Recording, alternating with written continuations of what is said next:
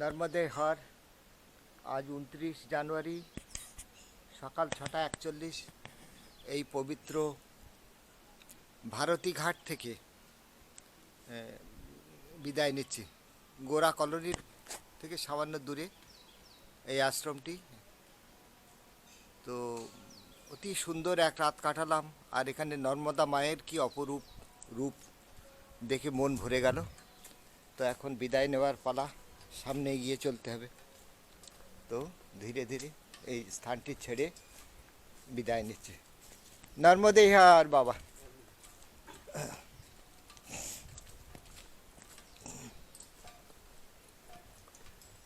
শ্রী ভারতী আশ্রম, এই মেন বাড়ি, আর সাধু সন্তদের থাকার জায়গা, অতিথি নিবাস, আর এই ভাড়ার ঘর, এই সুন্দর বাথরুম, আর এখানে একটা বিরাট চত্বর, গাড়ি ঘোড়া থাকে, এখান থেকে গাড়ি ঘোড়ায়।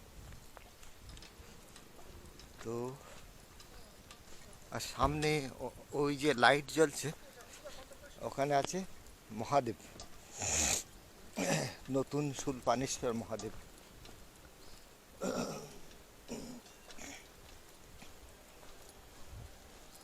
আর আমরা বাঁ দিক থেকে এসেছিলাম, যাব এই দিকে, ডান দিকে। গুজরাট সমুদ্রপথ এখান থেকে 30-35 কিলোমিটার হবে আনুমানিক।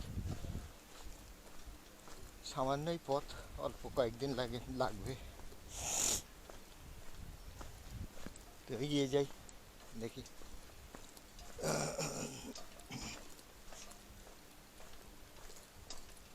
150 কিলোমিটার বলে পায়ে হেঁটে।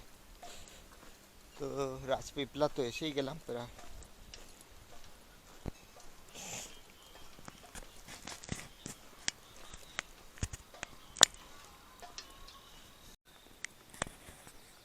নর্মদে হর এক অতি পবিত্র সকাল। গত রাতের স্মৃতি, গত সন্ধ্যাবেলার নর্মদা মায়ের তীরে আরতির স্মৃতি মনের মধ্যে যেন ভেসে রয়েছে। তো শূলপাণেশ্বর মহাদেব, নতুন মহাদেব, তাকে দর্শন করেছি কাল দুপুরে। তো ওঙ্কারের শূলপাণেশ্বর ঝাড়িপথ সমাপ্ত হয়ে গেছে এই মন্দিরের সাথে সাথে। এখন নতুন গন্তব্যের দিকে এগিয়ে চলেছি। সামনে পড়বে রাজপিপলা। রাজপিপলা এখান থেকে আনুমানিক 20 কিলোমিটার, 20 বা 24 এরকম কিছু হবে। তো আজকের গন্তব্য রাজপিপলা। শরীর পারলে আরও এগিয়ে যেতে পারি, যদি দেখার মতো কিছু পাই, মন টেনে নেয় কোনো জায়গায়, তো সেখানেই থেকে যাব। কিভাবে চলা উচিত, কিভাবে গতিপথ নিয়ন্ত্রণ করা উচিত, কোথায় থাকা উচিত, এ সম্বন্ধে একটা ভালো ধারণা তৈরি হয়ে গেছে ইতিমধ্যে। যে জায়গাটা মনে লাগবে যে না এখানটা থাকা উচিত, দেখা উচিত, বোঝা উচিত, এই জায়গার ধর্মীয় মাহাত্ম্য, এর যে বায়ুমণ্ডলে যে দিব্য চিৎকণা আছে, সে শক্তিটা মনের মধ্যে অনুভব করা উচিত। তো এইসবগুলো বোধ বুদ্ধিগুলো আস্তে আস্তে খুলছে। তো এগিয়ে যাই সামনের পথে। পাকা রাস্তায় পড়বে সব, আর মাঝে মধ্যে 1-2 কিলোমিটার দূরে দূরে ছোট ছোট গ্রাম পড়বে, এটাই বললো লোকে। তো তবে গুজরাটি ভাষা এর মধ্যেই হয়, পড়তে একটু অসুবিধা হচ্ছে। আগে তো গুজরাটে যখন চাকরি করতাম তখন ভাষা পড়তে পারতাম, খবরের কাগজও পড়তাম, কিন্তু এখন অনভ্যস্ত হয়ে গেছি। 28 বছরের গ্যাপ পড়ে গেছে, তো এখন তো একটু অসুবিধা হবেই।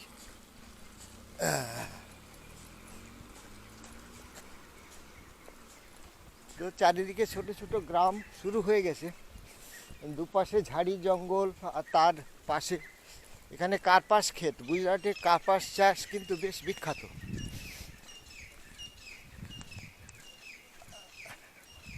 এর এই কোকিলা খাই পাখি না কি নাম বলে জানি না। এই পাখিটাকে কখনো দেখা যায় না, আড়ালে লুকিয়ে লুকিয়ে ডাকে, এবং কত দূর বসে যে ডাকছে সেটা অনুমান করা কঠিন। এই পাখিটাকে কখনো কিন্তু আমি দেখতে পাইনি। এই গোটা যাত্রাপথ জুড়েই কিন্তু এই পাখি ডাক শুনতে পাওয়া গেছে।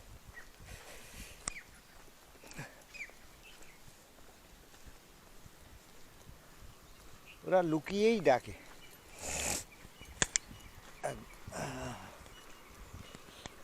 দুই পাশে নতুন সেগুন জঙ্গল, ওই লুকিয়ে গেল।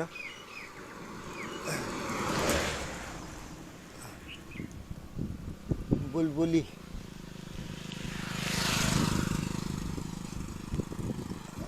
ভোরে উঠে এই ঠান্ডা আমেজের মধ্যে পাখির ডাক শুনতে শুনতে কখন যে 12-14 কিলোমিটার রাস্তা পার হয়ে যায়। এই সকালবেলার চলাটা এত মিষ্টি। এই দেখুন অড়হর আর কার্পাস ক্ষেত।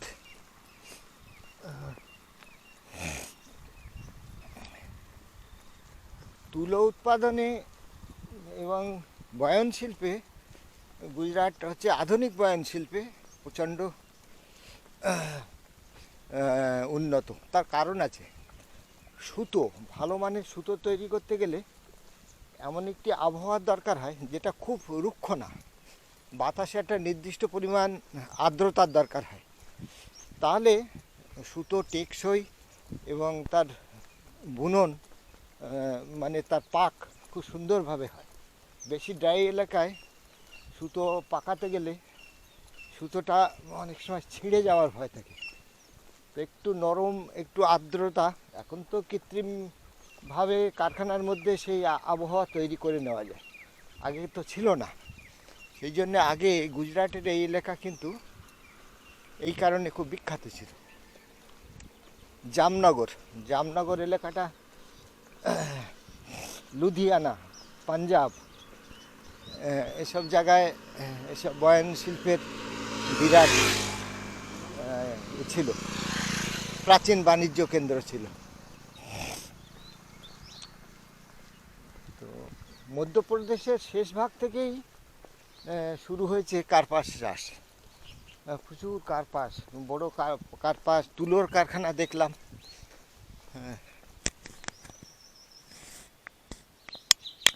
তো শহরের মধ্যে দিয়ে যে বড় পাকা সড়ক, সেটি ছেড়ে আপাতত আমি এখানে নর্মদা মা কাছেই, দূর থেকে দেখা যাচ্ছে।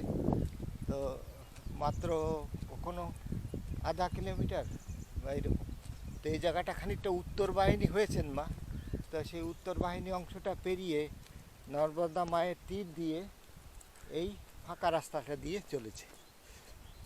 তো জায়গাটি খুবই সুন্দর, একদম নির্জন, ওই মায়ের দেখা পাচ্ছে। তো অনেকটা পথ ঘুরতে হলো হয়তো, কিন্তু মায়ের দেখা পেলাম, এটাও বড় কথা। তো এটা একটু ঘুর পথ, তাহলেও ঠিক আছে, একদম নির্জন গ্রাম্য পথ। তবে প্রথম দিকটায় একটু ফাঁকা জায়গা বলে সব গ্রামবাসীরা ওখানে সব সকালে প্রাতঃকৃত্য করতে এসছে, তো সেইটুকু অংশ একটু নোংরা। তো এই परिक्रमा का रास्ता यही है जी? अच्छा, यही राजपीपला।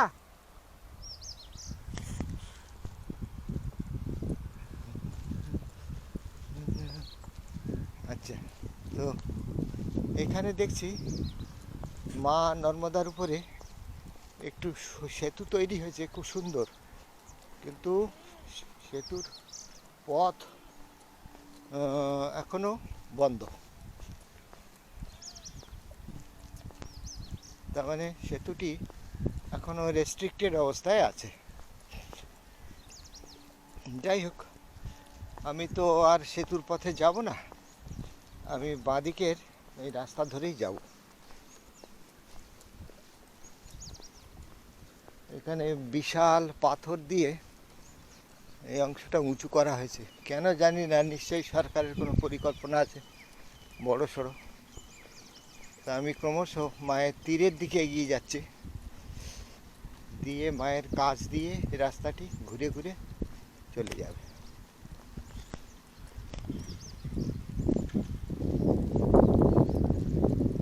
মনে হয় এবার বাঁ দিকে বেঁকতে হবে, জানি না কি অবস্থা। তো ভুল করলাম নাকি বুঝতে পারছি না, কারণ আমার উদ্দেশ্য তো নদী পেরোনো না, আমার উদ্দেশ্য রাজপিপলার দিকে এগিয়ে যাওয়া। তা সেটা কোন রাস্তা? এইটা কি?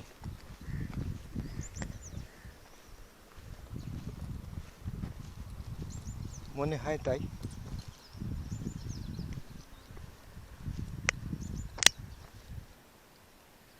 নর্মদে হার এখন পাকা রাস্তা ছেড়ে দিয়ে নর্মদা মায়ের তীর দিয়ে যাচ্ছি। তো পাকা রাস্তা দিয়েও অনেকে চলে যাচ্ছে সিধে সিধে, ও রাস্তাটা অনেক লম্বা। আর এটা হচ্ছে নর্মদা মায়ের তীর দিয়ে সংক্ষিপ্ত রাস্তা, ওই মা দেখা যাচ্ছে। তো কাঁচা রাস্তা, ইটের খোয়া টোয়া সব উঠে গেছে, এখন ধুলোয় ভর্তি। পায়ের তলায় মাঝে মধ্যে পাথর ফুটছে, তা সত্ত্বেও এই রাস্তাটি মায়ের তীর দিয়ে মাকে দেখতে দেখতে যাচ্ছে। তো এইটাই সব থেকে বড়ো পাওনা। এই রাস্তাটা কিন্তু অনেক সংক্ষিপ্ত রাস্তা, এখান থেকে সমুদ্র মাত্র 3 দিন কি 4 দিনের পথ, 3 দিনের পথ হয়তো জোরে হাঁটলে। তো রাজপিপলা যাওয়ার কোনো দরকার নেই, দরকার পড়বেও না। তো এই পথে আজকে দুপুরে ভাবছি মাংরোল বলে একটা গ্রাম আসবে। তো মাংরোল গ্রামটা, ওখানে মঙ্গলেশ্বর শিব প্রতিষ্ঠিত আছেন, সেখানে সেই শিব মন্দির দর্শন করব, প্রণাম করব। তো লোক বলে মঙ্গল গ্রহ ওখানে তপস্যা করেছিলেন। আর পণ্ডিতদের অনেকের মত যে গ্রহরূপ যে আকাশে ঘুরছে যে বস্তু, ও নয়, মঙ্গলরূপী যে ঈশ্বর, জগদীশ্বর, যার বর্ণনা বেদে করা হয়েছে, সেই জগদীশ্বরের তপস্যার স্থল ছিল এই মঙ্গলেশ্বর শিব, নর্মদে হার। তো এই হচ্ছে কথা। আর পেছনে যে গ্রামটি ছাড়িয়ে আসলাম তার নাম হচ্ছে ইন্দ্রবর্ণা, ভারী সুন্দর নাম। তো ইন্দ্রি মহল্লা বলে একটা নাম শুনেছিলাম। তো ইন্দ্রবর্ণা হয়তো আধুনিককালের নাম, নামটাই হয়তো ইদানিং দিয়েছে, প্রাচীনকালে হয়তো অন্য নাম ছিল, হয়তো এখানটাই ছিল ইন্দ্রদেবের কোনো তপস্যা স্থল বা সেই সংলগ্ন শিব মন্দির। ওটা প্রাচীনকালে এই নর্মদা মায়ের কিনারে তপস্যা স্থল বলতে একমাত্র শিব মন্দির, এছাড়া খুবই অন্য অন্য মন্দির কম। আর শুলপানিশ্বর অবধি গোটা এলাকাটা রাবণের এলাকা, তার বিভিন্ন বংশধর, যেমন ধরুন মেঘনাদ, শুলপানিশ্বর তো রাবণ প্রতিষ্ঠিত। তারপরে ওদিকে ওই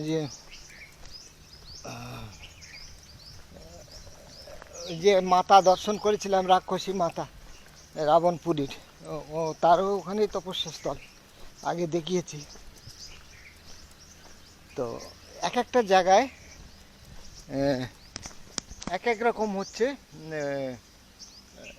মঠ মন্দির বা ইত্যাদি আছে। আর ইদানিংকালে কিন্তু শিব মন্দির অনেক বিলুপ্ত হয়ে গেছে, সেসব জায়গা থেকে তৈরি হয়েছে হনুমান মন্দির, রাম মন্দির, এসবগুলো। তো হনুমান মন্দির, রাম মন্দির যাই হোক না কেন, সব ক্ষেত্রেই কিন্তু মন্দিরের মধ্যেই শিবলিঙ্গ এবং নর্মদা মায়ের মূর্তি বা পট স্থাপিত আছে।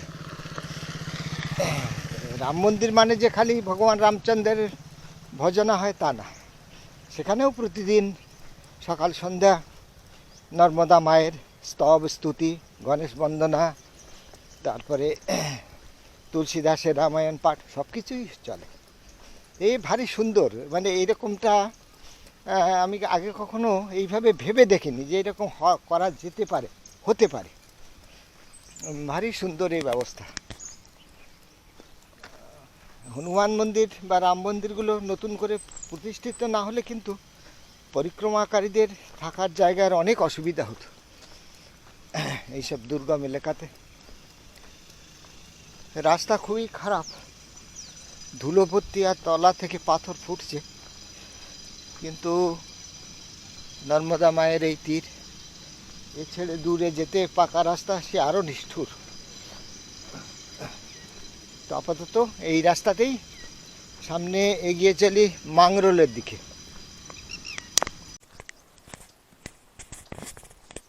তো গুজরাটের প্রায় শেষ প্রান্তের দিকে ক্রমশ এগিয়ে চলছি। আর 4 দিনের পথ, হয়তো সমুদ্র, বিমলেশ্বর মহাদেব। তো এখানকার ভূপ্রকৃতি এগুলো একটু দেখিয়ে রাখি। ওই দূরে দেখা যাচ্ছে মা, আর এখানে জায়গায় জায়গায় আছে পাথর খাদান। এসব জায়গা থেকে এই ছোট ছোট টিলা, এসব পাথর ভেঙে স্টোন চিপস তৈরি হচ্ছে। কনস্ট্রাকশান তো খুব জরুরি, আর কনস্ট্রাকশানের দিক দিয়ে গুজরাট অনেক এগিয়ে। তো তার বিনিময়ে প্রকৃতির এই স্বাভাবিক সৌন্দর্যগুলো খানিকটা নষ্ট হচ্ছে। কিন্তু উন্নয়ন দরকার, রাস্তাঘাট দরকার, তো হবেই। তো একটা না দূর থেকে মেশিনে পাথর ভাঙানোর খট খট খট খট খট খট আওয়াজ অনেক দূর থেকেই পাচ্ছি, প্রায় 3-4 ঘন্টা ধরে। বড় মেশিন আছে। তো এইভাবে এই পাথর এসব কেটে কেটে কেটে কেটে কেটে বয়ে নিয়ে যাওয়া হয়েছে জেসিবি মেশিন দিয়ে, টুকরো টুকরোগুলো বার করে। এগুলো পাথরের খনি বলা যায়। আর চারিদিকে এরকম পুরো জঙ্গলের মতো এলাকা। এই যে টিলার উপরে কিন্তু মাটি নেই, পুরোটাই পাথরের টিলা, রাশি রাশি পাথর, শক্ত পাথর, গ্রানাইট সব। আর ভূপ্রকৃতি মোটামুটি কিছু কিছু মাটি আছে পাথুরে জমির উপরে, সেখানে চাষবাস হচ্ছে। এখানে একটি জলধারা বয়ে যাচ্ছে, হয়তো কোনো পাইপ ফেটেছে। হ্যাঁ, তাই এই জলধারাটি আমাকে সাবধানে পেরিয়ে যেতে হবে। হয়তো এই জলটি নদীতে দেওয়া হচ্ছে বাঁপাসের ক্ষেত্রে, চাষের কাজের জন্যই হয়তো দেওয়া হচ্ছে। তো আমি এখানটা দিয়ে উপর থেকে নিচে নামবো। তো সামনে দেখি, হ্যাঁ এই জায়গাটা ঢালু জায়গা আছে, এখান দিয়ে পেরিয়ে যাই। এখান দিয়ে পেরোনো যাবে। সামনে আরেকটি জায়গা আছে, সামনেও পার হওয়া যাবে, নইলে তো জুতো ভিজবে। ঠিক আছে, হ্যাঁ এসে গেছে।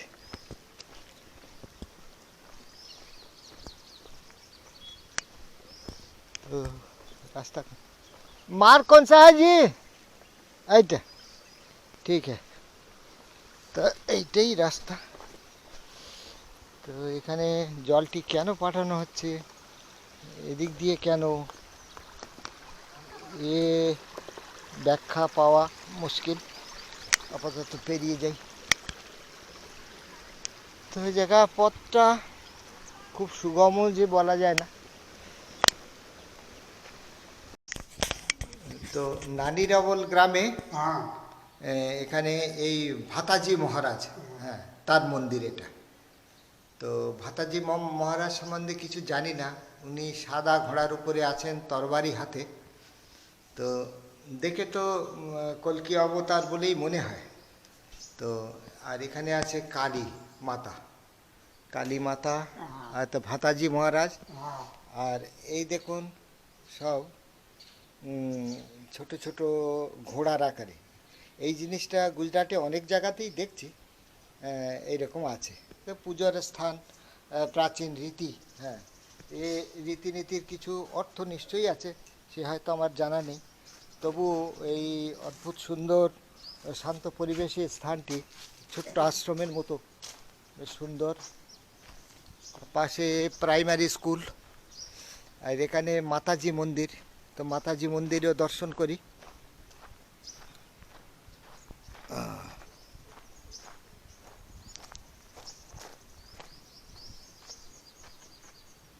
এই দেখুন এই মন্দিরে সব পুজো দেওয়ার বিভিন্ন রীতিনীতি, সব রং করা সব মাটির হাঁড়ি, ধূপদান, এগুলো বাতিদান। আর এই ভিতরে নর্মদা মা।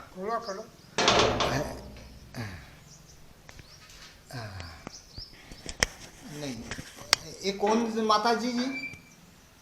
ये वेड़ाई माता के बोलते हो गांव की। क्या बोलते हैं? वेड़ाई माता। अच्छा अच्छा। तो गंगा देवी है। अच्छा अच्छा। और वो भैंस का ऊपर? हाँ। अच्छा। তো স্থানীয় গুজরাটের পূজনীয় দেবী। আর এখানে অম্বিকা মাতা, অম্বিকাজি না? हाँ अंबिका। হ্যাঁ হ্যাঁ। তো মাতাজি মন্দির, হ্যাঁ, স্থানীয় সব দেবদেবী সব ভক্তি ভরে তারা এখানে এসব প্রদীপ জ্বালায়।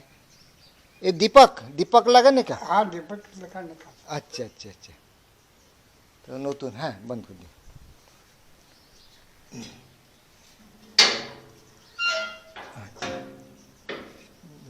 সুন্দর দেবস্থান দর্শন করলাম। এখানে একটু বিশ্রামও নেব অল্পক্ষণ বসে। তো মাতাজি মন্দির, তো কোন মাতাজি? স্থানীয় মাতাজি কোনো ধর্মী। যাই হোক, সুন্দর জায়গাটি, মন্দিরটিও খুব সুন্দর। যে কোনো পরিক্রমাকারী এখানে থাকতে পারে। তো অসুন্দরের বর্ণনা তো দিতে পারি না, সব সৌন্দর্যের বর্ণনাই দিই। তবে এ ভাতাজি মহারাজ, এনাকে দেখে তো আমার মনে হচ্ছে ইনি কল্কি অবতার। আচ্ছা, ঠিক আছে। নর্মদে হর।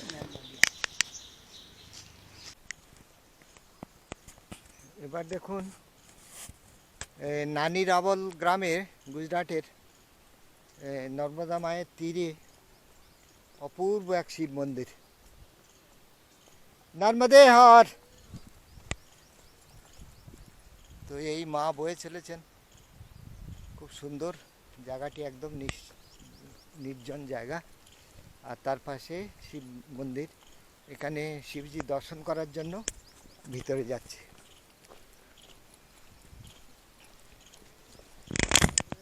নর্মদে হর, নর্মদে হর। তো নানি রাওয়াল গ্রামে এই অতি প্রাচীন শিব মন্দির, একটা, দুটো, তিনটে, বিভিন্ন দেবদেবীরও স্থান। তো এখানে এই মন্দির প্রাকৃতিক নিয়মে ভেঙে গেছে। তো সেখানেই দেখুন এখনও ভগবান পরম দয়ালু শিব শঙ্কর এখানে এখনও বসে আছেন এই ভাঙা চাতালে, মুক্ত এই প্রকৃতির মধ্যে। তো অতি সুন্দর এই স্থান। ওম নমঃ শিবায় শান্তায় কারণোত্রয় হিতবে নিবেদয়ামি চাতমানম গতিস্তং পরমেশ্বরম। ওম নমঃ শিবায়। তো এই হচ্ছে অবস্থা, কি অদ্ভুতভাবে ভেঙে গেছে। এই দেয়ালটি এখনো আছে, আর আপাতত ভাঙবে না। আর বিশাল মন্দির ছিল, দেখেই বোঝা যাচ্ছে কত সুন্দর সুগঠিত ছিল। কিন্তু বাবা ভোলেনাথ এখনো তার আসনে স্থির বসে আছেন, তার মেয়ের সামনে বসে আছেন, মেয়েকে দর্শন করছেন প্রাণ ভরে। তার কন্যার সেই গতিময় লীলা। এই দেখুন কি অবস্থা। এই হচ্ছে কালের নিয়ম। তো ইনি সম্ভবত কাল ভৈরব। আরও দুটি মন্দির এখানে আছে পাশাপাশি। নানি রাওয়াল গ্রাম, ওটাও দেখায়।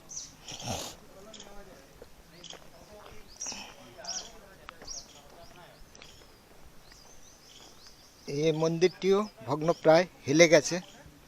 তা আপাতত এর ভিতর থেকে সব জিনিসপত্র সরিয়ে নেওয়া হয়েছে। এই তলা ফাঁপা হয়ে গেছে, কোপরা। তো হেলেও পড়েছে অনেকখানি, এই যে নিচে। এটা কিছুদিনের মধ্যেই ধ্বংসপ্রাপ্ত হবে।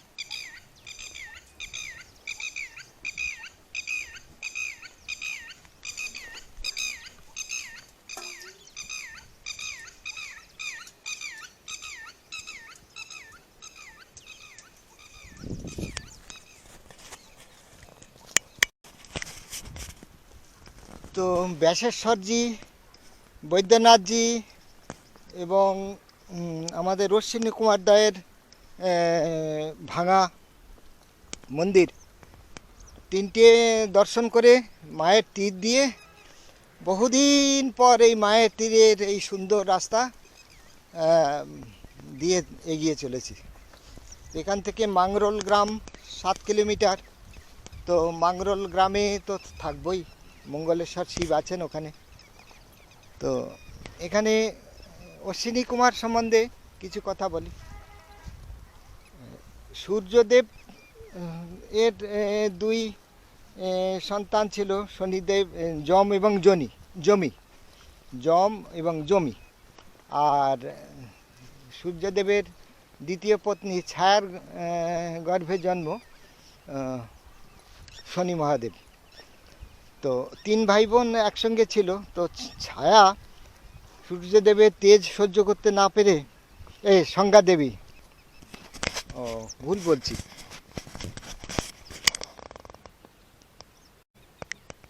তো এই যে জায়গাটি ছেড়ে গেলাম এটি হচ্ছে অশ্বিনী কুমারের তপস্থলী। তো অশ্বিনী কুমার তপস্থলীতে এখন একমাত্র মুক্ত স্থানে বসে আছেন ব্যাসেশ্বর মহাদেব, ব্যাসদেবের প্রতিষ্ঠিত, আর হচ্ছেন বৈদ্যনাথ মহাদেব। তো বৈদ্যনাথজির মন্দিরটি এখন অবধি ঠিক আছে। আর অশ্বিনী কুমার দয়ের যে মন্দির সেটা ভেঙে গেছে। তো চলতে চলতে অশ্বিনী কুমার দয়ের কাহিনী বলি। সূর্যদেবের 2 পত্নী, সংজ্ঞা এবং ছায়া। তো কি হলো, সংজ্ঞা দেবীর গর্ভে জন্ম যম এবং যমুনার। আর ছায়া দেবীর গর্ভে জন্ম হচ্ছে শনি মহারাজের। যাই হোক, সূর্য দেবতার যখন তেজ সহ্য করতে পারলেন না সংজ্ঞা দেবী, তিনি তখন তাদের এই ছোট ছোট বাচ্চাদের ফেলে রেখে, এদের দায়িত্ব না নিয়ে, তিনি তার স্থানে সংজ্ঞাকে রেখে দিয়ে, একই রকম দেখতে ছায়াকে রেখে দিয়ে সংজ্ঞা দেবী চলে গেলেন। সংজ্ঞা হচ্ছে বিশ্বকর্মার কন্যা।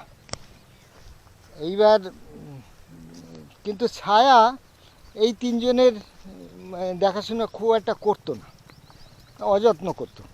তো তাতে খুব রেগে একদিন যম কিছু খারাপ শব্দ তার মাতার সম্বন্ধে করলেন। বললেন যে তুমি কিছুতেই আমার মাতা হতে পারো না, কারণ মাতা হলে কখনো তুমি আমাদের এইভাবে খাবার না দিয়ে স্নেহ যত্ন না করে এইভাবে পীড়ন করতে পারতেন না। তো ছায়াদেবী তো লাগালো সূর্যদেবের কানে। তো সূর্যদেব সাথে সাথে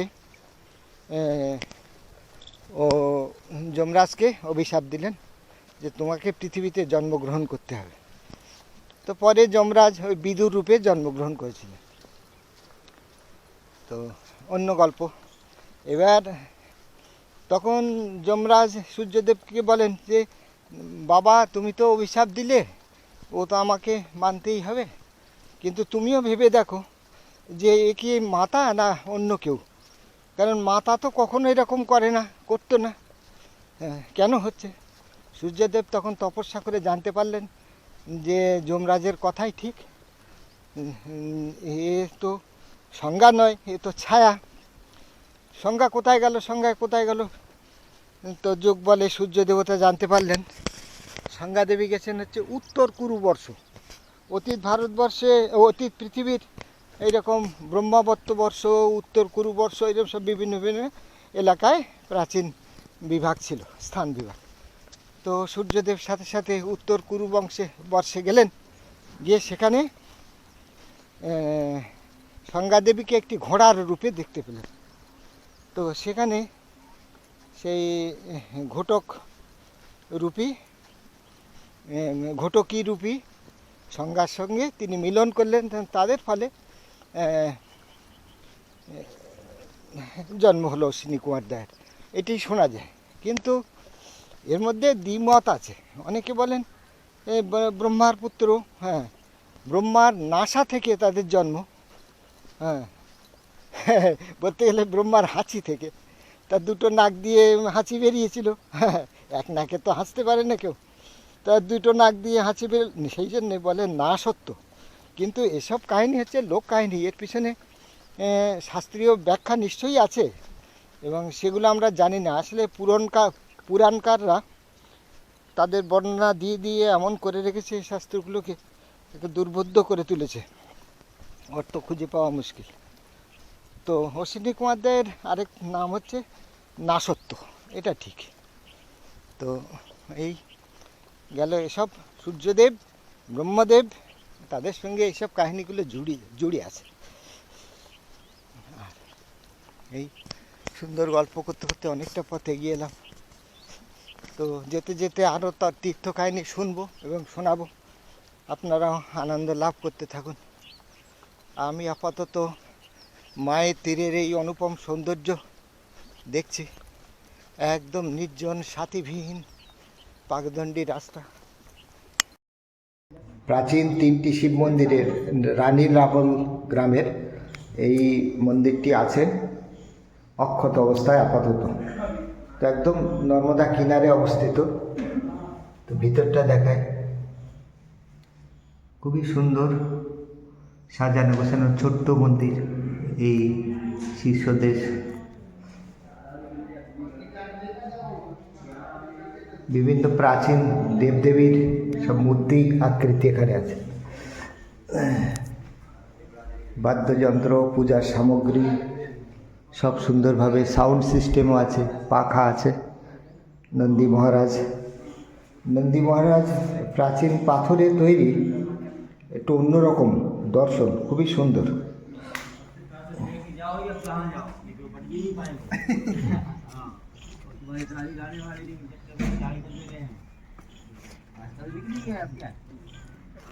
আর মন্দিরের এই অংশটি, এই ঘরটি সম্পূর্ণভাবে নষ্ট হয়ে গেছে, এটা হেলে পড়েছে। অশ্বিনী কুমারকাত অবস্থায়। তা দেখুন, এটা প্রাচীন অশ্বিনী কুমারের তপস্থলী ছিল এই জায়গাটি, তো অতি প্রাচীন জায়গা। তো অশ্বিনী কুমার হচ্ছে, তাদের বলা হয় কায়স্থ, তো তিনি ব্রহ্মার অংশ থেকে, ব্রহ্মার শরীর থেকে তাদের জন্ম। তো তিনি হচ্ছেন অসুখ বিসুখ যত থেকে মুক্ত রাখেন জীবকুলকে, এবং সকলের মঙ্গল করেন। তো অশ্বিনী কুমারের মন্দির গেছে, এটি ছিল শিব মন্দির। এখানে কাল ভৈরবের মূর্তি দেখতে পাচ্ছি। তো কালের নিয়মে এই দেখুন খণ্ডহার তৈরি হয়ে গেছে। তো সেই খণ্ডহারের মাঝখানে একমাত্র শিব ঠাকুর, এই দেখুন তিনি কিন্তু বসে আছেন দিব্যি, খুব সুন্দর, একদম খোলা আকাশের নিচে।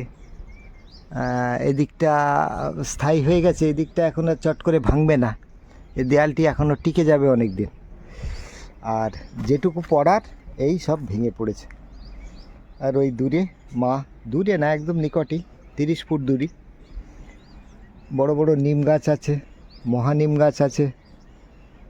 আর মায়ের জল একদম শান্ত, কারণ এখান থেকে পেরিয়ে এসছি মাত্র 10 কিলোমিটার আগে, সেখানে সর্দার সরোবর বাঁধ নির্মিত হয়েছে।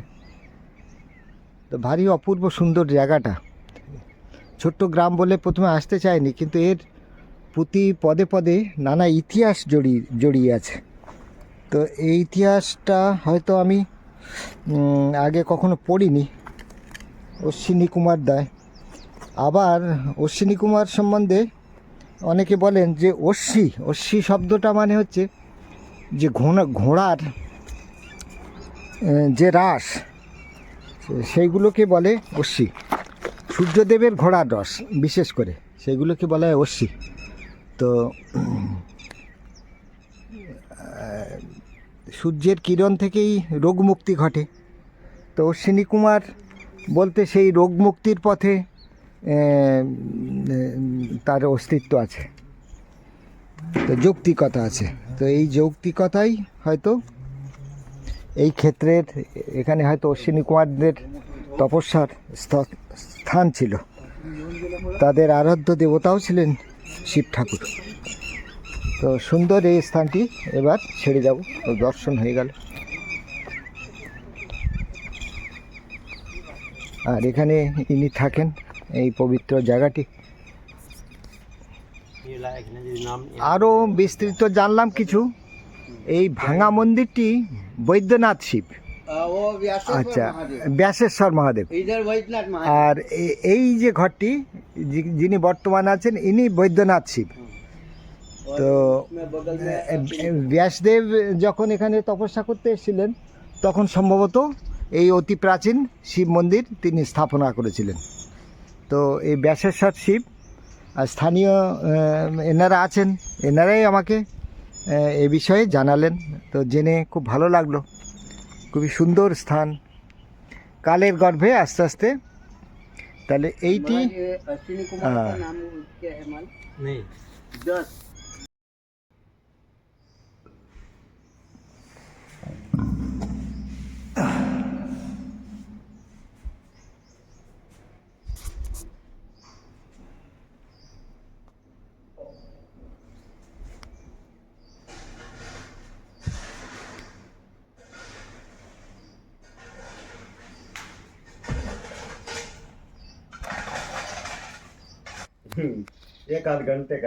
তো দেখুন, একজন আমাকে প্রশ্ন করেছিলেন যে সাধু জীবন কেমন হয়।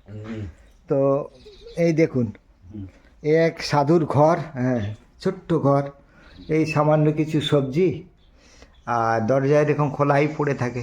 হ্যাঁ, তো এখানে এই যেটুকুনি ব্যবস্থা আছেন, এই সাধু বাবা এখন আছেন कृष्णदास बापू गुजरात पोरबंदर वाला। হ্যাঁ, তো ইনি আছেন। এনার গুরুদেব কিছুদিনের জন্য বাইরে গিয়েছেন, তো এনার উপরে ভার দিয়ে কবে আসবেন তার ঠিক নেই। তো ইনি এই সমস্ত আশ্রম পরিষ্কার পরিচ্ছন্ন করা, দেখাশুনো করা, পাথর সরানো, কাঠ কাটা, এই সমস্ত কাজ। এর সঙ্গে আসে নানা রকম পরিক্রমাকারী, তারা থাকে, হ্যাঁ তাদের খাওয়ার জোগানোর ব্যবস্থা করা। তার মনে একটাই দুঃখ, গুরুজি থাকলে কোনো চিন্তা করতে হয় না। তো গুরুজি কোনো কাজ করতে বলেন না, কিন্তু জিনিসটা তিনি থাকলে কোনো চিন্তাও থাকে না। তো একা একাই এখন সব সামলাচ্ছেন। কতদিন থাকতে হবে তারও কোনো স্থিরতা নেই। আছেন, গুরুর নির্দেশ পালন করছেন, কর্মময় জীবন নিয়ে আছেন। পরিক্রমাকারীরা মাঝে মধ্যে এখানে আসে, থেকে যায়, তাদের জন্য সামান্য কিছু ব্যবস্থাও করা আছে। তো এটাই সাধু জীবন, কাজ কর্ম ভজন, হ্যাঁ, মানুষের আপ্যায়ন, ভক্তজনের সেবা, এর মধ্যে দিয়েই জীবন, সাধু জীবন কেটে যায়।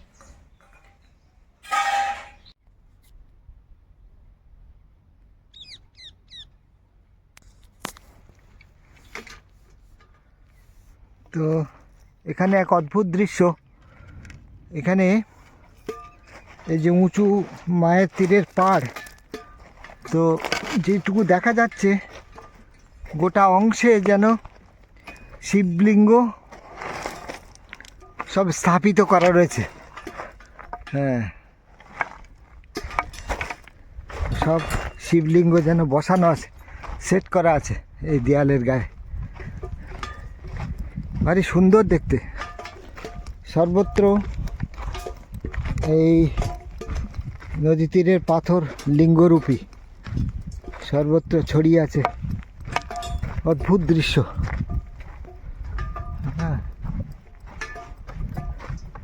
কোনোটাই পাথর নয়, সবই শিবলিঙ্গ, এমনি মনে হচ্ছে।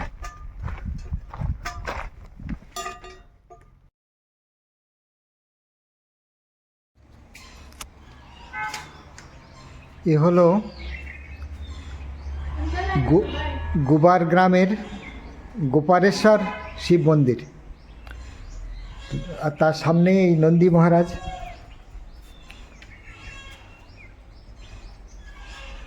তো এখান থেকেই দেখাই। তো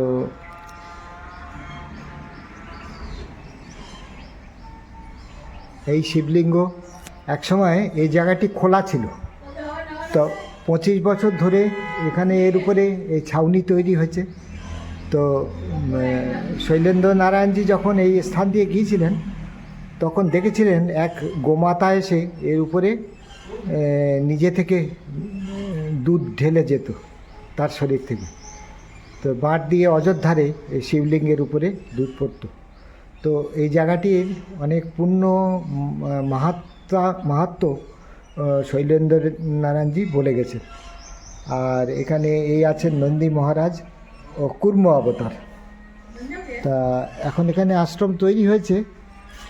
যে কনস্ট্রাকশানগুলো, এগুলো 25 বছর ধরে আছে এই উপরের ছাউনিটি। আর এর আগে শিব ঠাকুর খোলা আকাশের নিচে থাকতেন এই স্থানে। তো এখন এই স্থানে আশ্রম তৈরি হয়েছে, অতি সুন্দর। এখানে আমি কিছুক্ষণ বিশ্রাম নিচ্ছি, তারপর স্থান দর্শন হয়ে গেল। এবার এখান থেকে বিদায় নেব। এ পথে আমি যে গেছি বারবার, ভুলিনি তো একদিনও।